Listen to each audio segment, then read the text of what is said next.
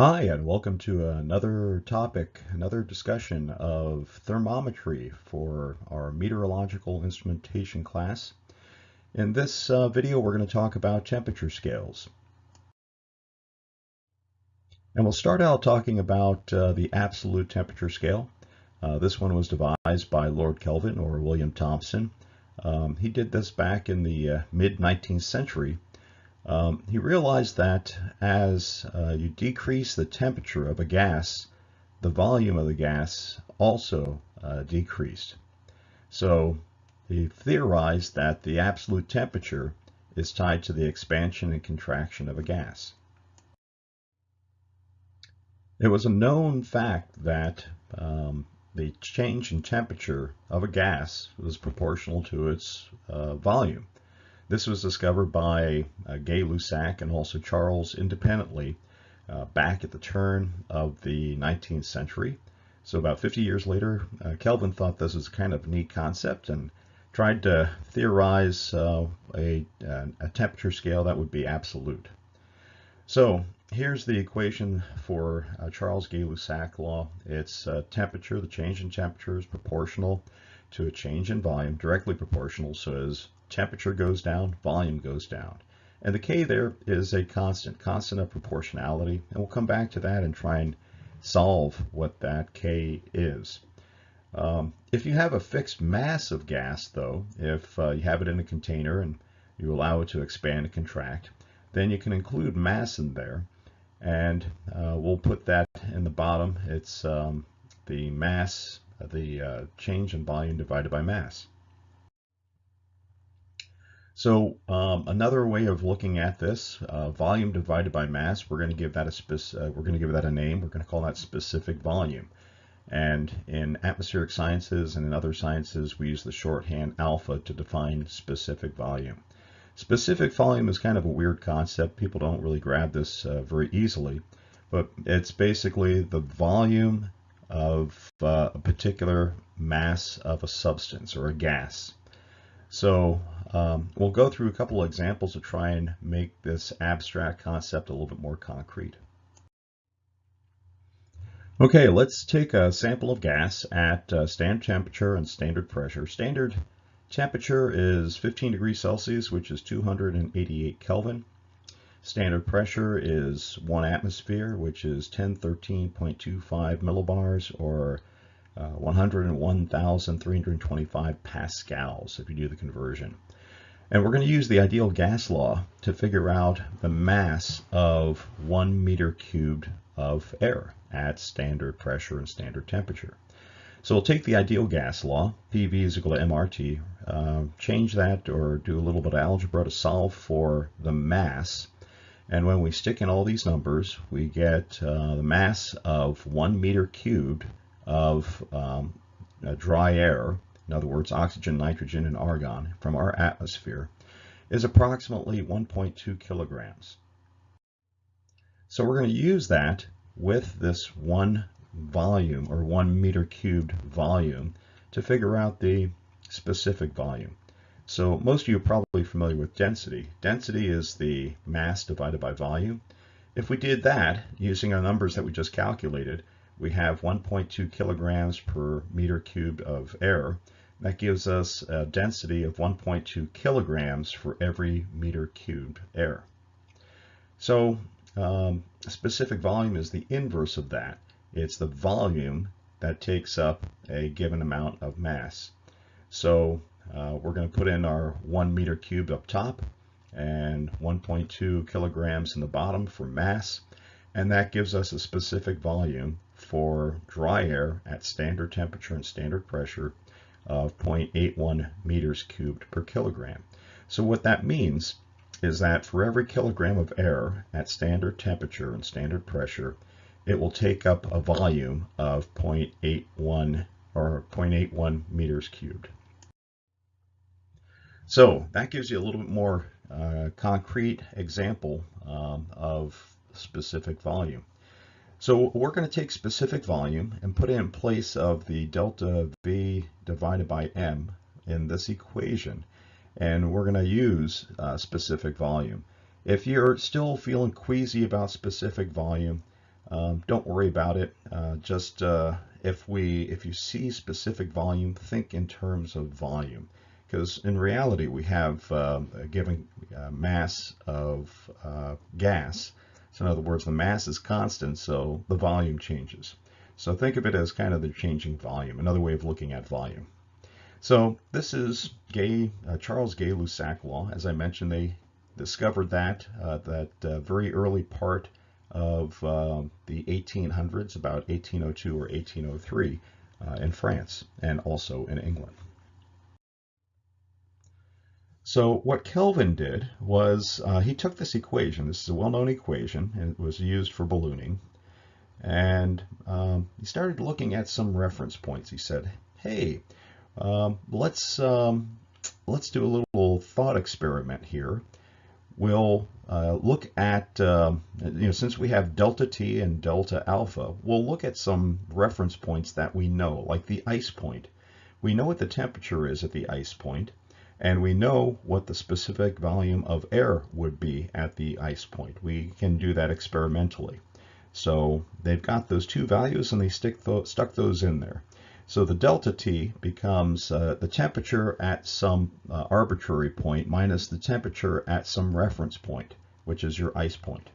And on the other side of the equation, of course, you got the constant, but then you have the specific volume at some given temperature, the temperature on the other side, T, minus the specific volume. Now this specific volume would be at the ice point, so this is your reference temperature. So we know what the reference temperature is, and we know what the specific volume at that reference temperature, the ice point. What we don't know is the T and the alpha T. So what we're going to do now is try and figure out what K is. So we'll start by using the Celsius temperature scale. That was around in the 1700s, and we can use that as kind of a point to help us start along our way. We know that at 0 degrees Celsius, we have some value at a specific volume at the ice point. We talked about that already. And also, we know that at 100 degrees Celsius, that's where water boils. So we can figure out the specific volume at 100 degrees Celsius at the steam point. So we'll put that in there. Those are our reference points. Well, actually, those are points that we know. So we'll put that into this equation, 100 minus 0. And on the other side, we'll have the steam point and also the ice point. Rearranging this equation and solving for K, now we have something for K. It doesn't look like anything we can use. Actually, we know what SP is, or alpha SP, the specific volume at the steam point and the specific volume at the ice point. So actually, we can stick in those values right now, but we'll wait a little bit, and we'll stick them in here in a little bit. So we're going to put this K into our equation that we came up with at the very beginning for arbitrary temperature T at some arbitrary specific volume alpha. We're going to stick that into K. So this is what we have now after we've put in the K that we just came up with from the Celsius scale, and then knowing that the ice point is 0, so the temperature at the ice point is 0. Here's our equation. So the temperature at some arbitrary point minus 0 is at the ice point is equal to this K, which has 100 on top and the steam point and the ice point specific volumes in the bottom, multiplied by the specific volume at some arbitrary temperature T minus the specific volume at the ice point. So rearranging that equation, you see what we have at the bottom. Now this is where Kelvin got a little bit theoretical. He knew that as temperature decreases for a given mass of gas, a given sample of gas, as temperature decreased, the volume decreased. Well, how much will the volume decrease? Will it continue to decrease until it totally disappears? So that's what he theorized. He said that what if your volume, your specific volume, goes all the way to 0? What would the temperature theoretically be? So this is where we start sticking in some numbers for these alphas. Now, the 1 alpha that we've got numbers for all these alphas for the steam point and also for the ice point. Those were done experimentally. But the 1 alpha that he theorized is the alpha where temperature or where volume completely disappears. Where alpha goes to 0, what would the temperature be? That would be the temperature at 0. And he came up with, on the Celsius temperature scale, a temperature of minus 273.15. So this is how Kelvin came up with the absolute temperature scale using theoretical concepts. He didn't actually cool the air down to figure out what the temperature is. He did it theoretically. So the temperature he came up with was minus 273.15 on the Celsius scale if the specific volume went to 0 completely. So this is our absolute temperature scale, or our Kelvin scale. The temperature on the Kelvin scale is the temperature on the Celsius scale plus 273.15. And more or less, this would be the temperature a gas would have. If its volume were 0, its temperature would be 0. So in defining the absolute 0 point, it's more or less the 0 point on the Kelvin scale. Also, it's where if you linearly extrapolated the temperature all the way back, this is where the volume of an ideal gas would be 0, where it would vanish. The gas would vanish under constant pressure. And in this case, the molecules of gas are no longer moving around in a substance, only motion as required by quantum theory. So, does this really happen in our planet, on Earth? Sometimes it feels like it in Grand Forks, North Dakota during the middle of January and February. Yeah, it does feel like absolute 0, but it doesn't really happen. Scientists have gotten down to 100 picokelvin. That's a world record back in 1999 in Finland.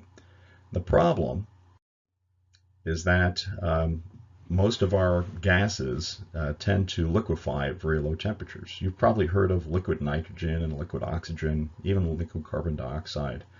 And they start turning into liquids at temperatures of minus 100, minus 120 or so on the Celsius scale. So that's kind of an overview of the absolute temperature scale and how Kelvin came up with the absolute temperature scale. There are a lot of other temperature scales that we talked about already. We talked about the Celsius scale and also the Fahrenheit scale. But all these temperature scales basically are just lines. They're linear. And here's a bunch of lines representing the different types of temperature scales. Even the Reamer and the Rankine temperature scales are shown here. So if there are lines, we can represent a line by its slope and also its y-intercept. So, of course, this comes back to your basic algebra. Different temperature scales have different y-intercepts and also different slopes. So we can take one temperature scale, call it T1, and represent it by an equation for a line, and T2, another temperature scale, represented by a line. And then using that, we can solve one of these temperature scales for X and substitute that in to the other temperature scale to get a conversion. And this is how temperature conversions are made. So here's examples of temperature conversions. If you put in the numbers you'll get for Kelvin, add 273 to Celsius, and that'll give you the temperature in Kelvin. Or for that matter, the Fahrenheit scale, if you subtract 32 and then multiply that by 5/9, you'll get the Celsius scale, or in reverse, you'll get the Fahrenheit scale. So that's how temperature scales are made and devised. And here's just some examples of comparing one temperature scale to another. One of the most common is, of course, from Fahrenheit to Celsius and Celsius to Fahrenheit. 1 degree Celsius is equal to 1.8 degrees Fahrenheit. Sometimes it's hard to figure that out. trying to do the conversion. What I like to tell people is 1 degree Celsius is approximately 2 degrees Fahrenheit. 1.8 is pretty close to 2. So if you take your Celsius temperature and multiply it by 2 and then add 32, you get pretty darn close to the actual temperature in Fahrenheit. So that's all we have for absolute temperature scales and also other temperature scales. I hope you enjoyed it.